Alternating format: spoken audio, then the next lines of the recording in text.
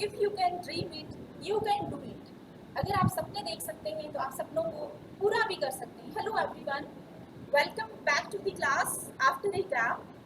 हम German sociologist Max Weber की sociological ideas के विषय में पढ़ रहे थे। उनके समाजशास्त्रीय विचारों के विषय में हम लोग डिस्कस कर रहे थे। उसी कड़ी में आज हम बात करते हैं मैक्स वेबर के सत्ता या फिर प्राधिकार पर उनके विचारों के विषय में। तो हमने ये देखा कि मैक्स वेबर ये कहते हैं कि सत्ता है वो दूसरों से कार्य करवाने की वह क्षमता है जिसके अंतर्गत अगर अन्य व्यक्ति कार्य नहीं भी करना चाहे तो आप उसे इन्फ्लुएंस करके और वो कार्य करवा सकते हो। अर्थात जो पावर है वो कहीं ना कहीं कोएर्सिव होती है। कोएर्सिव का मतलब ये हुआ कि आप पर बाध्यकारी होती है, आपको करना पड़ता है वह काम, उसे हम पावर कहते हैं। और पावर स्टूडेंट्स आपने कभी ना कभी या प्रतिदिन भी आप महसूस करते हैं। आपके माता पिता आपको एक विशेष तरीके से कार्य करने के लिए कहते हैं, या फिर आपको जल्दी उठने के लिए कहते हैं, या फिर टीचर्स हैं वो आपको अनुशासन में रहने के लिए कहते हैं। तो ये पावर है। अगर आपने स्कूल डेज में होमवर्क नहीं किया था तो आपको सजा भी मिल सकती थी। इसी तरह घर पर होता है। और पावर को जब, अर्थात शक्ति को जब लीगल या उसको कानूनी मान्यता मिल जाती है तब उसे हम अथॉरिटी कहते हैं।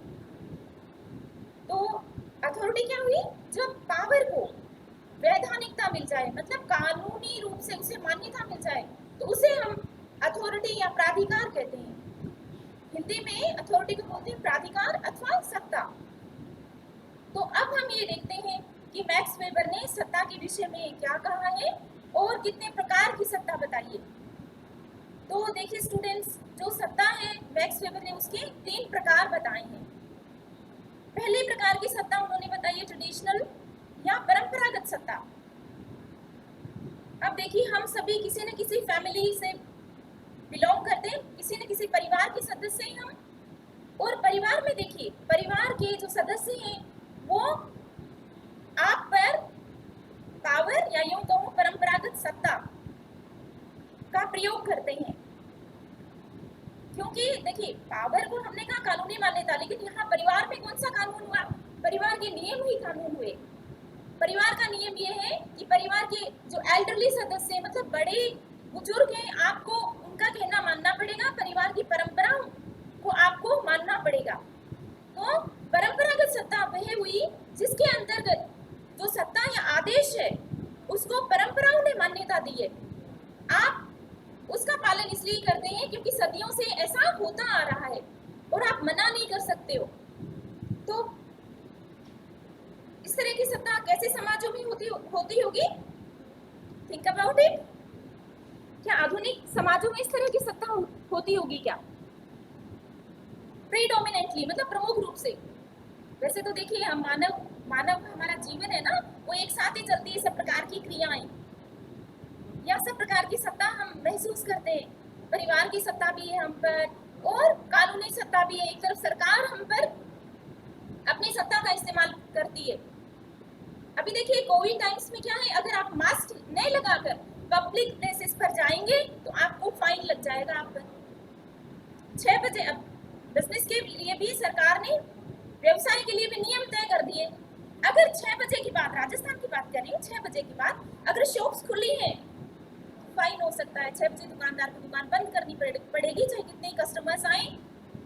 कानून है। वेल, तो हम पहले बात कर रहे थे परंपरागत सत्ता की। तो देखिए परंपरागत सत्ता है ना, वो परंपरागत समाजों में ज्यादा पाई जाती है, ट्रेडिशनल सोसाइटीज में। क्योंकि ट्रेडिशनल सोसाइटीज होती है ना, वो परंपराओं से ही चलती है, परंपराओं को अधिक मानती है। जैसे आपके भारतीय समाज का एग्जाम्पल लेते हैं। भारतीय समाज है वो कैसा समाज है? जाति आधारित समाज है। तो जाति है वो आप पर सत्ता को एक्सरसाइज करती है। जैसे आप अखबारों में देखते हो ना कि खाप पंचायत है, इंटरकास्ट मैरिज कर रहे थे कुछ, मतलब एक युवक युवती इंटरकास्ट मैरिज कर ली उन्होंने, तो खाप पंचायत एक फरमान जारी करेगी। क्यों? क्योंकि उसके पास ट्रेडिशनल पावर है, समाज का उसे समर्थन है। या जाति पंचायत है ना, और आप न्यूज़पेपर्स में आप पढ़ते भी हैं कि खाप पंचायत है वो सजा देती है। कई बार तो ऐसे जो युवक युवती हैं या जो विवाहित जोड़ा है युवा, उनको गांव से निष्कासित तब कर दिया जाता है या जाति से भी, तो इसे हम खाप पंचायत की सत्ता कहते हैं या जाति पंचायत की सत्ता। और संयुक्त परिवार की सत्ता तो आपने देखी है, तो आई होप आपको समझ में आ गई परंपरागत सत्ता। और इसका एग्जाम्पल ये भी हो सकता है, जैसे देखिए अब जो मैक्स वेबर सत्ता की बात करते हैं ना, तो समाज के विकास के अनुसार ही करते हैं। प्रारंभिक समाज कैसे थे, राजा रूल करता था, परंपरागत थे, तो सत्ता किसके पास होती थी, किंग के पास। और किंग अपनी सत्ता किंग की मृत्यु होने पर या जीवित रहते हुए किसको प्रदान करता था, बताइए। क्या वह किसी बाहरी व्यक्ति को प्रदान करता था, नहीं, वह अपने पुत्र को सत्ता प्रदान करता था, क्योंकि परंपरा है, ट्रेडिशन है, पीढ़ी दर पीढ़ी ऐसा होता आया है, इसलिए ट्रेडिशनल सत्ता हम इस प्रकार की सत्ता को कहते हैं। और ग्रामीण और परंपरागत समाजों में ज्यादा पाई जाती है। हालांकि जैसे मैंने कहा, हम अभी भी परंपरा और आधुनिकता के मध्य में जी रहे हैं। अभी भी परंपरागत सत्ता बहुत महत्वपूर्ण है। कई बार तो ये आपकी लीगल जो सत्ता है ना, आपकी मतलब वैधानिक सत्ता, उससे भी ज्यादा महत्वपूर्ण हो जाती है।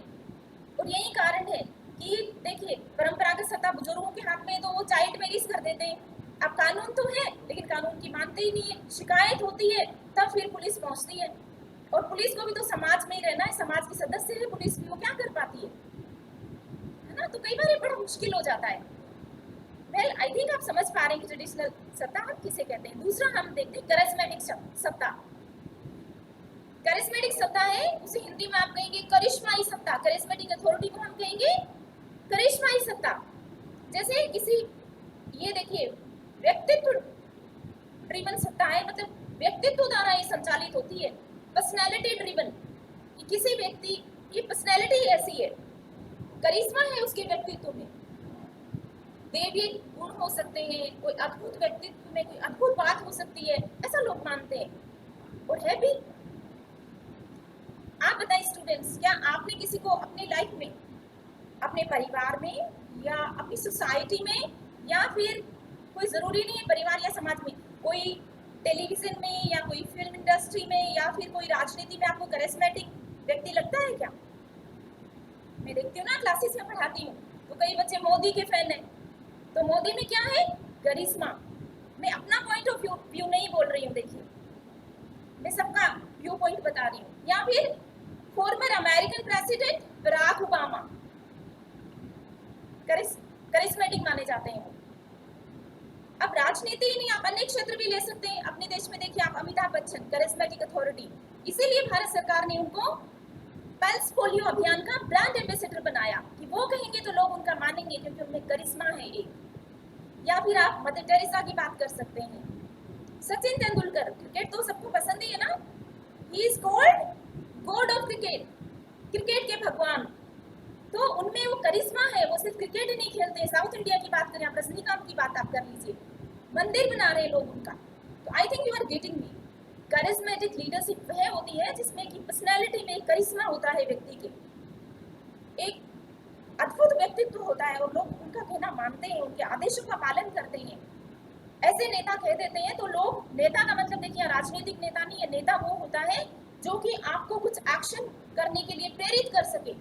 तो इस प्रकार के नेता जब आह्वान करते हैं तो उनके साथ लोग दिल से आ जाते हैं। जैसे महात्मा गांधी, आजादी के समय उन्होंने चरखा को एक सिंबल बना दिया और लोगों ने सूत काटना शुरू कर दिया। गांधी जी, गाँव में गांधी जी के लोग भजन गाने लग गए, है ना।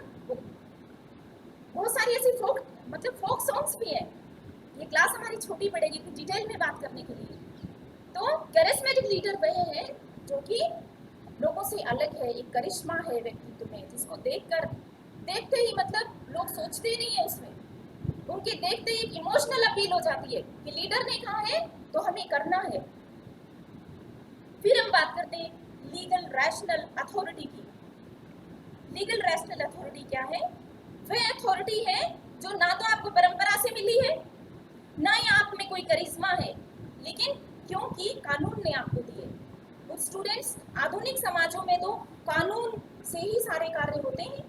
भारत में भी देख लीजिए, आजादी के बाद कॉन्स्टिट्यूशन है, कानून है, और उसके अनुसार राजनीतिक नेता है, सरकार है, या फिर सरकार की पूरी एग्जीक्यूटिव ब्रांच इस अथॉरिटी के अनुसार ही काम करती है।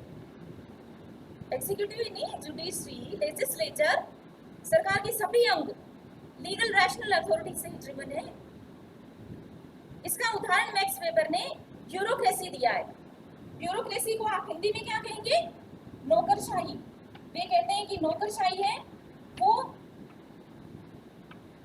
ये I mean legal rational authority के अनुसार काम करती है। और नौकरशाही का उन्होंने पूरे मतलब विशेषताएं बताई है और विस्तृत रूप से इसकी चर्चा की है।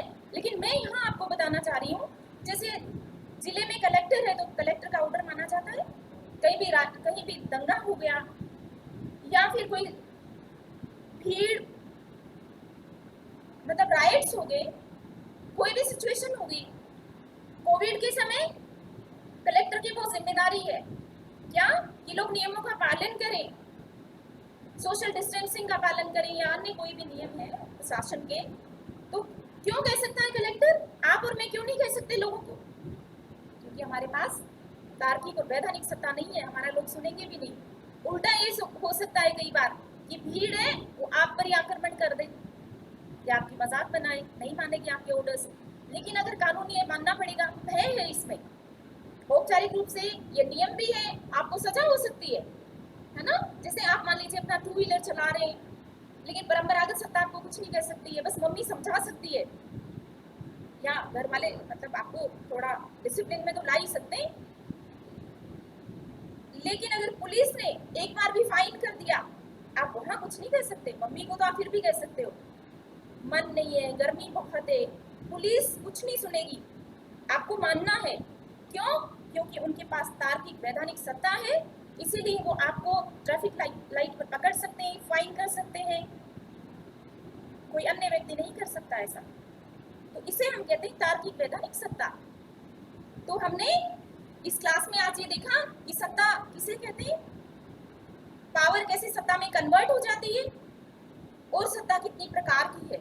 तो हमने 3 प्रकार, मैक्स वेबर ने 3 प्रकार की जो सत्ता बताई है, उसके फिर हमने डिफरेंट एग्जाम्पल्स दिए ताकि आप उसको रिलेट कर पाओ, आप उसको समझ पाओ। तो एग्जामिनेशन में आपको रटने की जरूरत नहीं पड़ेगी और वैसे भी देखिए आप इसको रिलेट कर सकते हैं। हमने देखा था कि मैक्स वेबर ने सोशल एक्शंस के 4 प्रकार बताए हैं। मैं हर बार ये रिपीट कर रही हूँ, क्यों कर रही हूँ? ताकि आपको लर्न हो जाए। अगर आप मेरी सभी क्लासेस को शुरू से सुनते हैं तो आप एग्जामिनेशन में देखिए ऐसा होना चाहिए कि आप अटेंटिवली सुने, अटेंटिवली क्लासेस करें, चाहे वो 10 मिनट की क्लास हो। आप 10 घंटे लगातार पढ़ने की बजाय मैं आपसे ये कहूँगी कि अगर 10 मिनट आप फोकस्ड होके ध्यान देकर पढ़ाई करें तो वो भी ज़्यादा प्रभावी है। तो हमने सोशल एक्शंस की बात की थी। अगर आपने उसको सोते हुए नहीं सुना है क्लास को, मतलब दिमाग की खिड़कियां खुली रखी सुना है, तो आप इसे रिलेट कर पाएंगे। वो कहते हैं ट्रेडिशनल एक्शन, तो उससे ट्रेडिशनल सत्ता बनती है, परंपरागत सत्ता बनती है। दूसरी वो क्या कहते हैं? वो कहते हैं कि लीगल रैशनल एक्शन, उससे तार्किक वैधानिक सत्ता बनती है।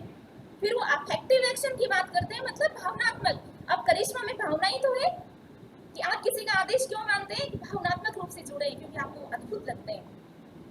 और चौथे प्रकार की उन्होंने सोशल एक्शन कौन सी बताई थी? Think about it. लेकिन चौथे प्रकार की उन्होंने सत्ता नहीं बताई है, 3 ही प्रकार की बताई है। सो आई थिंक आपको समझ में आया है इनका सत्ता पर विचार। Thank you so much, God bless you.